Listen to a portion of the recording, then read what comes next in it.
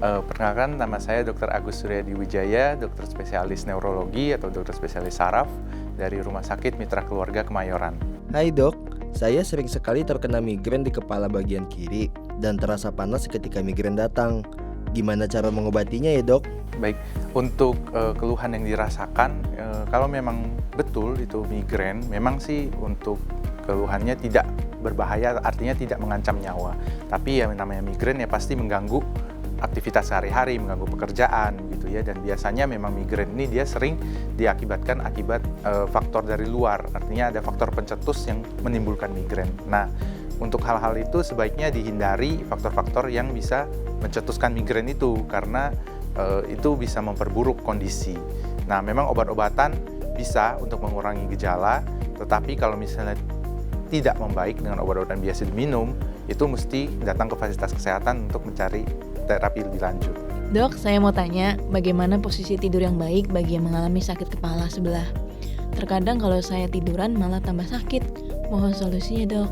Baik, kalau untuk penyakit migrain biasanya keluhannya ini memang cuma sebelah ya, cuma sebelah kanan atau kiri gitu. Tapi dia durasinya biasanya lama, antara 4 sampai 72 jam, sehingga membuat pasien itu jadi sulit untuk melakukan kegiatan sehari-hari, pekerjaan sehari-hari, dan intensitasnya itu biasanya sedang sampai berat. Jadi dia seringkali bikin agak susah untuk beraktivitas seperti biasa gitu.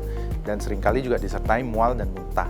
Kalau misalnya dari gejala yang ditunjukkan saat ini sih kita tidak mengarah ke migrain, tapi ya untuk memastikannya lebih baik konsultasi lebih lanjut.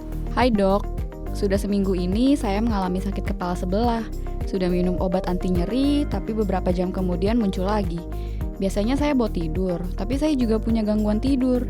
Apakah ada kaitannya sakit kepala dengan sulit tidur ini? Iya, kalau misalnya untuk gangguan insomnia memang bisa menimbulkan kasus-kasus nyeri kepala, karena seperti yang kita tahu, migrain itu salah satu faktor pencetusnya adalah kurang istirahat ya. Yang lain misalnya aktivitas fisik yang terlalu berat, kelelahan, atau stres gitu. Jadi kalau misalnya dari riwayat sebelumnya sudah ada gangguan tidur, itu bisa untuk mencetuskan kondisi migrain. Jadi penanganan untuk jangka panjangnya lebih baik diatasi dulu untuk kondisi insomnianya. Karena kalau kita hanya minum obat untuk mengurangi nyerinya, sementara kondisi insomnianya masih berlanjut, itu akan menimbulkan kondisi yang kambuh-kambuh terus gitu. Halo dok, saya sehari-hari bekerja di depan laptop dan sering mengalami migrain. Kadang seminggu bisa 3 kali. Apakah ini berbahaya?